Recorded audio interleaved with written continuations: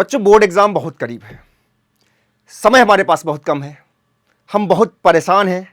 कैसे बचे हुए टाइम में कैसे अपने पूरे सिलेबस को कवर करें? बच्चों, डरने की कोई ज़रूरत नहीं। मैं आपको एक ऐसी स्ट्रेटजी बता रहा हूं जिसको फॉलो करने के बाद अभी भी आपके पास ऐसा नहीं कि आपके पास टाइम कम है, आप एक बेहतर स्ट्रेटजी के साथ आप काम करेंगे तो बोर्ड एग्जाम का रिजल्ट आपका बेहतर हो। तो मैं आपको बताने जा रहा हूं कि किस स्ट्रेटजी के थ्रू आप बचे हुए टाइम में अपनी तैयारी करिए, अपनी पढ़ाई करिए, ताकि आप अच्छे से बोर्ड के लिए प्रिपेयर्ड हो जाइए और फिर आपके रिजल्ट अच्छे हो। तो आइए बच्चों, सबसे पहले मैं बात कर लेता हूं पूरे सिलेबस के, यानी पूरे सिलेबस में हम किन किन टॉपिक पे, किन किन पॉइंट पे मोस्टली फोकस करें जहां से इजी वे में हम नंबर को गेन कर सकें। तो सबसे पहले मैं बात कर लेता हूं सारे चैप्टर्स की। मैं सबसे पहले अगर फर्स्ट चैप्टर की बात करूं जो कि रिलेशन एंड फंक्शन है, इस चैप्टर में अगर मेनली आपको कहीं पे फोकस करना है, जिन पॉइंट को आपको टारगेट करना है, वो फर्स्ट है टाइप्स ऑफ रिलेशन। इसको आप टारगेट करिए, क्योंकि टाइप्स ऑफ रिलेशन को आप टारगेट करेंगे तो यहां से क्वेश्चन बोर्ड एग्जाम में मोस्टली पूछे जाते। उसके बाद आप टाइप्स ऑफ फंक्शन को टारगेट कर लीजिए, यानी इस फर्स्ट चैप्टर में आप मेनली दो टॉपिक को टारगेट करिए, आप आसानी से बोर्ड एग्जाम से नंबर आप निकाल सकते। अब देखते हैं आगे, हम लोग चलते हैं अगले चैप्टर को। नेक्स्ट चैप्टर आपका जो कि आईटीएफ है, यानी इनवर्स ट्रिगोमेट्रिकल फंक्शन है। अगर इसमें मोस्टली देखा जाए तो आपको बहुत टाइम देने की जरूरत नहीं है, आप केवल और केवल प्रिंसिपल वैल्यू रेंज को लर्न कर लीजिए और इसके क्वेश्चंस को आप प्रैक्टिस कर लेंगे। मैं पूरे गारंटी के साथ कह रहा हूं कि बोर्ड में एक भी क्वेश्चन आपका इस टॉपिक से छूटने वाला नहीं है। अब चलते हैं हम लोग नेक्स्ट चैप्टर की ओर। अगला चैप्टर जो कि होगा मैट्रिसेस। मैट्रिसेस में हमें किन किन पॉइंट को देखना है, ये अलजबरा का पोर्शन है, आप जानते हो बच्चों। तो इसमें अगर मेनली बात की जाए तो आप इसमें इक्वलिटी ऑफ मैट्रिसेस देख लीजिए, उसके बाद आप ऑपरेशन ऑन मैट्रिसेस देख लीजिए। इसमें खास करके ऑपरेशन में सबसे ज्यादा अगर कहीं आप फोकस करोगे तो आप मल्टीप्लिकेशन ऑफ मैट्रिसेस पे जरूर फोकस करिएगा, क्योंकि उससे जरूर क्वेश्चन आते हैं। उसके बाद ट्रांसपोज ऑफ मैट्रिक्स, इसके फॉर्मूले को देख लीजिए, इसकी प्रॉपर्टी को देख लीजिए। उसके साथ ही साथ symmetric and skew symmetric matrices को भी देख लीजिएगा। यानी इस चैप्टर में, चैप्टर नंबर 3 में से इन पॉइंट पे अगर आप फोकस कर लोगे तो पूरे गारंटी के साथ कह रहा हूं कि एक भी क्वेश्चन आपका छूटने वाला नहीं है दोस्तों। अब मैं चलता हूं आगे की ओर, यानी कि नेक्स्ट चैप्टर यानी डिटरमिनेंट को देखा जाए।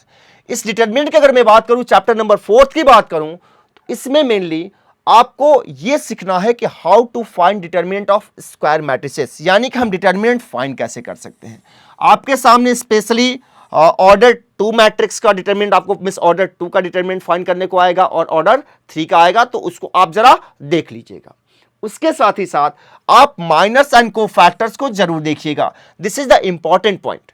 ये एक फॉर्मूला होता है और उस फॉर्मूले के थ्रू आप मैट्रिक्स और माइनर और कोफैक्टर आप इजी वे में फाइंड कर सकते। उसके बाद अगर मैं आगे बात करूं तो adjoint of matrix, this is the very important.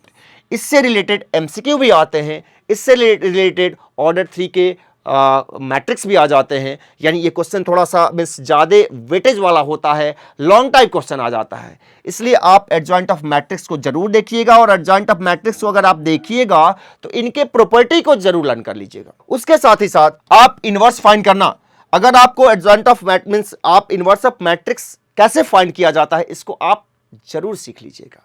उसके साथ ही साथ how to solve of equation means system of equation, आपके सामने सिस्टम ऑफ इक्वेशन आएगा।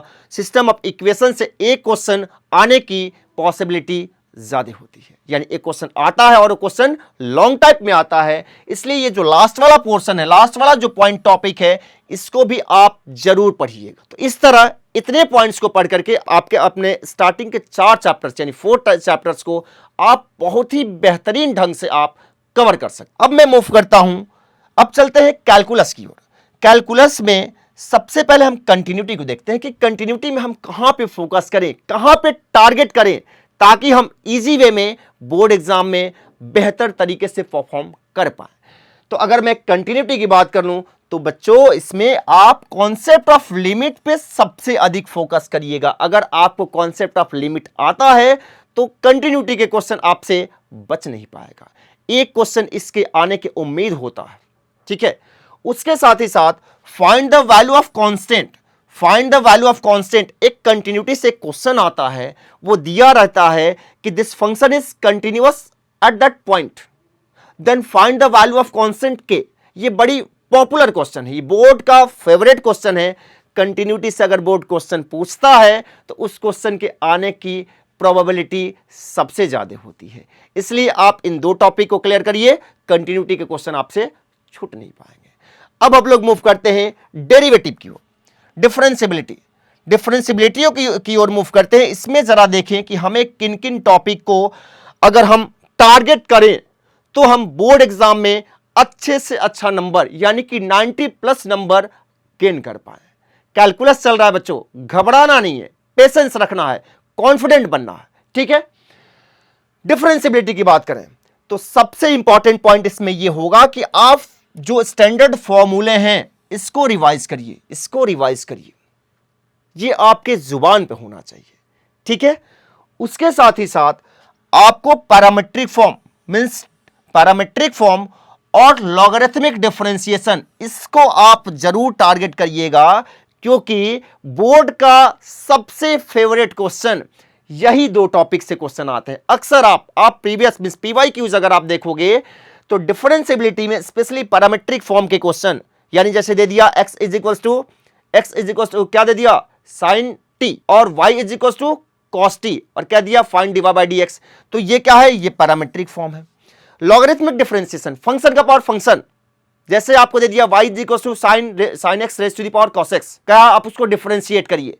तो ये दो टॉपिक डिफरेंशिएबिलिटी के लिए बोर्ड का हमेशा से फेवरेट रहा, इसलिए आप पूरी तरह इसको टारगेट करिएगा, तो आप इजी वे में डिफरेंशिएबिलिटी से आसानी से क्वेश्चन को आप गेन कर सकते। अब चलते हैं आगे, अब हम लोग देखेंगे एप्लीकेशन ऑफ डेरिवेटिव। एओडी की बात कर लेता हूं। अगर एओडी की बात की जाए तो एओडी में दोस्तों आप इस पे दो पॉइंट, एक तो आप मैक्सिमा एंड मिनिमा को फोकस करिए और उसके साथ ही साथ आप इंक्रीजिंग एंड डिक्रीजिंग यानी कि इंक्रीजिंग एंड डिक्रीजिंग फंक्शन, यानी कि इन दो इंक्रीजिंग एंड डिक्रीजिंग फंक्शन, यानी आप इन दो टॉपिक को अगर आप टारगेट करते हैं तो एओडी के क्वेश्चन आपसे नहीं छूट पाएंगे, आप उसमें अच्छा परफॉर्म कर ले जाएंगे। यानी मेनली आपको इन्हीं दो टॉपिक को टारगेट करना होगा। अब आगे बढ़ते हैं, अब हम लोग चलते हैं इंटीग्रेशन, जिससे बच्चे बहुत खौफ खाते हैं, बहुत डरते हैं बच्चे। इंटीग्रल कैलकुलस की बात हो रही है, इंटीग्रेशन की बात हो रही है। इंटीग्रेशन का नाम सुनते ही बच्चे काफी डर जाते हैं, वो कॉन्फिडेंट नहीं हो पाते हैं। बच्चों डरने की कोई बात नहीं है, मैं आपको बता रहा हूं, आपको पूरे इंटीग्रेशन में अपने आप को नहीं झोंकना है। उसके कुछ एक पोर्शन है, कुछ सम उसके पार्ट्स ऐसे हैं जिसको अगर आप टारगेट करोगे ना तो नंबर आपको बोर्ड एग्जाम में काफी बेहतर मिलेंगे, यानी क्वेश्चन छूटने के आसार नहीं रहेंगे। तो मैं बात करता हूं सबसे पहला काम, इस स्ट्रेटजी का जो फर्स्ट पार्ट है, जो इंटीग्रल कैलकुलस के लिए हम बात करने वाले हैं, इसमें सबसे पहले दोस्तों आप इसके स्टैंडर्ड फॉर्मूले को रिवाइज करो, वो जुबान पे रखो। अगर फॉर्मूला नहीं लर्न है ना तो फिर इंटीग्रेशन तो आपको परेशान करेगा। तो सबसे पहला काम कि इंटीग्रल कैलकुलस का यानी कि जो इंटीग्रेशन के जितने भी स्टैंडर्ड फॉर्मूले हैं उनको आप जरूर अपने जुबान पर रख लीजिए, लर्न कर लीजिए। उसको भी मैं लर्न करने का तरीका बता रहा हूं, आप एक साथ सारे इंटीग्रल के सारे फॉर्मूले, सारे स्टैंडर्ड फॉर्मूले को लर्न मत करिए, आप थोड़े थोड़े कर लर्न करिए। आप सम पूरे ट्रिग्नोमेट्रिकल वाले फॉर्मूले लर्न कर लो, फिर एक बार ITF वाले फॉर्मूले लर्न कर लो, फिर उसके बाद आप अलजेब्रा वाले फॉर्मूले लर्न कर लो, उसके बाद सम टाइम आप एक्सपोनेंशियल फंक्शन वाले फॉर्मूले लर्न कर लीजिए। तो ऐसे करके पार्ट वाइज आप लर्न करिए, एक साथ लर्न करोगे तो आपको प्रॉब्लम होगी फिर। तो यहां से मीन्स आप स्टैंडर्ड फॉर्मूले को रिवाइज कर लो। उसके बाद आप सबसे अधिक अगर कहीं आप फोकस करो तो पार्शियल फ्रैक्शन, कहां पे, पार्शियल फ्रैक्शन यानी इंटीग्रेशन बाय पार्शियल फ्रैक्शन के जो क्वेश्चंस हैं इस पे आप जरूर फोकस करिएगा, because this is the very important. और यहीं से लॉन्ग क्वेश्चन यानी इंटीग्रल कैलकुलस के जो लॉन्ग टाइप के जो क्वेश्चन आते हैं वो यहीं से आते हैं। तो सबसे अधिक अगर आपको कहीं फोकस करना है तो आपको इंटीग्रेशन बाय पार्शियल फ्रैक्शन को टारगेट करना है। यस बच्चों, अब हम लोग बात करेंगे इंटीग्रल कैलकुलस की। इंटीग्रल कैलकुलस जिससे बच्चे काफी खौफ खाते हैं, बहुत डरते हैं, डरने की कोई बात नहीं। एक मैं जो जिस स्ट्रेटजी को मैं फॉलो करने को कह रहा हूं उसको आप फॉलो करिए, बिल्कुल इजी वे में हंसते खेलते हुए आप बोर्ड से इंटीग्रेशन के क्वेश्चन को आप गेन कर सकते हो। जैसे सबसे पहला काम, आप इसके स्टैंडर्ड फॉर्मूले को रिवाइज करिए। स्टैंडर्ड फॉर्मूले को रिवाइज करते टाइम फॉर्मूले को कई एक पार्ट में आप डिस्ट्रीब्यूट कर लीजिए। यानी कि अगर जैसे एक्सपोनेंशियल फंक्शंस के जो फॉर्मूले आते हैं उनको आप अलग लर्न कर लीजिए, आपके पास पॉलिनोमियल फंक्शंस के आते हैं उनको आप अलग कर लीजिए, ट्रिग्नोमेट्रिकल फंक्शंस वाले को अलग कर लीजिए, इनवर्स ट्रिग्नोमेट्रिकल फंक्शंस वाले को अलग कर लीजिए, लॉग वाले को अलग कर लीजिए। ऐसे करके आप थोड़ा थोड़ा लर्न करिए और उसको रिवाइज करते रहिए। उसके साथ ही साथ अगर मैं इंटीग्रेशन में सबसे अधिक इंडिफरेंट इंटीग्रल में अगर सबसे अधिक मैं कहीं फोकस करने के लिए आप पे एम्फसाइज करूंगा, आपको कहूंगा, तो वो है इंटीग्रेशन बाय पार्शियल फ्रैक्शन। इससे क्वेश्चन अक्सर पूछे जाते हैं और लॉन्ग टाइप के क्वेश्चन पूछे जाते हैं। इसलिए आपको सबसे अधिक अगर कहीं इंटीग्रेशन पे फोकस करना है तो इंटीग्रेशन बाय पार्शियल फ्रैक्शन पे आप फोकस करिएगा। ठीक है, इसको ढंग से आप समझ जाइएगा। उसके बाद सेकेंड पार्ट होगा integration by parts. Integration by parts है बच्चों, ये इंटीग्रेशन बाय पार्ट्स पे फोकस करिएगा क्योंकि यहां से भी लॉन्ग टाइप क्वेश्चन आते हैं। तो आप इन दोनों को आप इजी वे में रिवाइज कर सकते हो, इजी वे में आप इसको सीख सकते हो। उसके बाद अगर मैं डिफरेंट इंटीग्रल की बात करूं तो डिफरेंट इंटीग्रल में बच्चों जो प्रॉपर्टीज पे जो बेस्ड ऑन क्वेश्चन होते हैं यानी different integral by using property, उसको आप जरूर पढ़िएगा क्योंकि एक क्वेश्चन आने की उम्मीद सबसे अधिक होती है और वो लॉन्ग टाइप क्वेश्चन होता है। तो इस तरह आप इन चैप्टर्स में इन टॉपिक को पढ़ के आप इंटीग्रेशन से इजी वे में नंबर को गेन कर सकते हो। अब हम लोग चलते हैं आगे। अब हम अगला चैप्टर देखेंगे application of integration. Application of integration में क्या करें? एप्लीकेशन ऑफ इंटीग्रेशन की अगर मैं बात करता हूं तो आपको थोड़ा सा मिस कोनिक सेक्शन जो आपने क्लास 11 में देखा था, पैराबोला, सर्कल, हाइपरबोला, इनके फॉर्मूले आपको, इनके फॉर्मूले उनके ग्राफ आपको आने चाहिए। मतलब थोड़ा सा आप 11th वाले से थोड़ा सा हेल्प ले लीजिएगा क्योंकि इनकी नीड होती है। और उसके साथ ही साथ आपको डेफिनेट इंटीग्रेशन का प्रॉपर नॉलेज होना चाहिए, तब जाकर के आप एप्लीकेशन ऑफ इंटीग्रल्स के क्वेश्चन इजी वे में कर ले जाओगे, फिर कोई दिक्कत नहीं होती है। और वैसे एप्लीकेशन ऑफ इंटीग्रेशन का वेटेज बहुत ज़्यादा नहीं होगा, बहुत काफ़ी वेटेज नहीं होने वाला है। एक क्वेश्चन आएगा, उसको आप अगर इतना पढ़ लोगे तो आप आसानी से कर सकते हो। अब मैं मूव करता हूं दोस्तों डिफरेंशियल इक्वेशन, जिसका वेटेज काफ़ी है। डिफरेंशियल इक्वेशन की अगर मैं बात करूं, this is the very important topic. ये इंटीग्रल मींस ये कैलकुलस का काफ़ी अच्छा टॉपिक है और इससे बोर्ड में क्वेश्चन आते हैं, काफ़ी आते हैं, इसका वेटेज होता है। इसमें सबसे पहले आपके सामने एमसीक्यू क्वेश्चन कहां से आएगा? ऑर्डर एंड डिग्री से। ऑर्डर एंड डिग्री को आप जरूर पढ़ लीजिएगा, जरूर समझ लीजिएगा कैसे ऑर्डर फाइंड किया जाता है, कैसे डिग्री फाइंड किया जाता है। तो आप एमसीक्यू क्वेश्चन इजी वे में कर सकते हैं। अक्सर एक क्वेश्चन एमसीक्यू में ऑर्डर एंड डिग्री से पूछा जाता है। उसके बाद दोस्तों अगर आप डिफरेंशियल इक्वेशन की बात करोगे तो सबसे इंपॉर्टेंट इसका जो टाइप होगा वो होगा homogeneous differential equation. Homogeneous differential equation को हम कैसे सॉल्व करते हैं, कैसे इसका सॉल्यूशन निकालते हैं, इसको आप जरूर पढ़ लीजिएगा क्योंकि यहां से लॉन्ग टाइप क्वेश्चन आने की उम्मीद होती है और इसका कैलकुलेशन थोड़ा सा बड़ा होता है, इसलिए आप इसको जरूर प्रैक्टिस कर लीजिएगा। ठीक है, तो इस तरह हमने डिफरेंशियल इक्वेशन को देखा कि डिफरेंशियल इक्वेशन में हम किन किन टॉपिक को टारगेट करें तो हम इजी वे में नंबर आसानी से बोर्ड से निकाल सकते हैं। वेक्टर की बात कर लीजिए, वेक्टर वेटेज वाला और काफी इजी, ये टफ नहीं होता दोस्तों, ये इजी होता है। अगर वेक्टर की बात की जाए तो वेक्टर में आप थोड़ा सा यहां पे टाइप्स ऑफ वेक्टर को पढ़ लीजिएगा, टाइप्स ऑफ वेक्टर जरूर पढ़िएगा। उसके बाद इसके डॉट प्रोडक्ट को देख लीजिएगा और इसके क्रॉस प्रोडक्ट और इनकी प्रॉपर्टीज कहने का मतलब कि कब किस कंडीशन में दो वेक्टर्स पैरेलल होंगे, कब दोनों परपेंडिकुलर होंगे, तो इन सारी प्रॉपर्टीज को आप प्रॉपर वे में देख लीजिएगा। वेक्टर से आप नंबर आसानी से गेन कर सकते हो क्योंकि ये टफ नहीं होता है। इसमें अगर आप आपको डॉट प्रोडक्ट प्रॉपर वे में आता हो, आपको क्रॉस प्रोडक्ट प्रॉपर वे में आता हो और इनकी जो कुछ प्रॉपर्टीज होती हैं, कुछ रूल्स होते हैं, वो अगर आपको याद है तो आप वेक्टर से इजी वे में आप नंबर गेन कर सकते हो, बहुत मुश्किल नहीं होता है। और एक बात और है, अगर आपको वेक्टर प्रॉपर वे में आता है ना तो 3D के भी क्वेश्चन को आप इजी वे में कर सकते हो, बहुत मुश्किल नहीं होता है, तो इसको आप जरूर पढ़ लीजिएगा। अब बच्चों मैं चलता हूं आगे की ओर। अब मैं बात करता हूं 3D की। 3D की अगर बात की जाए तो 3D में स्पेशली आप सबसे पहले अगर 3D ज्योमेट्री की मैं बात करूं तो 3D ज्योमेट्री में आप इसके फॉर्मूले को जरूर रिवाइज करिएगा, इसके फॉर्मूले को जरूर लर्न करिएगा क्योंकि इसके फॉर्मूले थोड़े से अजीब टाइप के होते हैं, अलग अलग टाइप के होते हैं। हर जगह हर मींस अप्रॉक्स मींस ऑलमोस्ट दो टाइप के फॉर्मूले होते हैं, एक कार्टेशियन फॉर्म का होता है, एक वेक्टर फॉर्म का होता है। बच्चे काफ़ी कंफ्यूज होते हैं।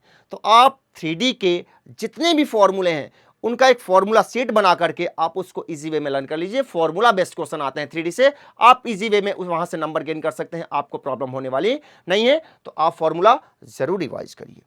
अब मैं आगे चलता हूं लीनियर प्रोग्रामिंग। लीनियर प्रोग्रामिंग में बच्चों बहुत कुछ नहीं करना है, बट आसानी से इजी वे में आप नंबर गेन कर सकते हैं। इसका वेटेज बोर्ड में 5 मार्क्स का होता है और मोस्टली ये देखा गया है कि 5 मार्क्स का मीन्स एक ही लॉन्ग टाइप क्वेश्चन आपसे पूछ दिया जाता है, या सम टाइप शॉर्ट टाइप भी पूछ दिया जाता है, ऐसा नहीं है, बट मोस्टली यही देखा गया है कि लॉन्ग टाइप ही क्वेश्चन यहाँ से पूछा जाता है। और इसको आसानी से, यानी कि आपको अगर फिजिबल रीजन डिटरमाइन करने आता हो, आपको फिजिबल रीजन डिटरमाइन करने सीखना है और उसके साथ ही साथ कॉर्नर पॉइंट कैसे फाइंड आउट किया जाता है, इस चीज़ पे आप फोकस करके, इसको आप सीख करके आप इजी वे में आसानी से LPP से 5 मार्क्स गेन कर सकते हो। और 5 नंबर का वेटेज काफ़ी अच्छा होता है बोर्ड में।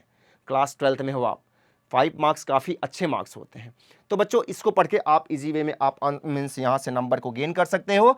अब मैं बात कर लूँ आपके लास्ट टॉपिक यानी कि प्रोबेबिलिटी की, अगर मैं बात करता हूँ तो प्रोबेबिलिटी में सबसे पहले, यानी कि आप यहाँ पे इसको सीक्वेंस वाइज पढ़िएगा, सीक्वेंस वाइज। बच्चों प्रोबेबिलिटी एक फीलिंग है, आप केवल फॉर्मूला लर्न कर लेने से आप प्रोबेबिलिटी के क्वेश्चन को नहीं सॉल्व कर पाओगे। हाँ, ये मैं जरूर कहता हूं कि अगर शॉर्ट टाइप क्वेश्चन आ गया तो आप जरूर कर लोगे, बट अगर लॉन्ग टाइप क्वेश्चन आया ना तो वहां पे केवल फॉर्मूले से काम नहीं चलेगा। फॉर्मूले के साथ साथ आप उसकी फीलिंग लीजिए। फीलिंग इन द सेंस कि सबसे पहले आप फोकस करिए कंडीशनल प्रोबेबिलिटी की। आप जानो कि व्हाट इज कंडीशनल प्रोबेबिलिटी, ये होता क्या है। केवल फॉर्मूले से काम नहीं चलेगा, आप इसको जानो कि कंडीशनल प्रोबेबिलिटी है क्या, इनके फॉर्मूले क्या है।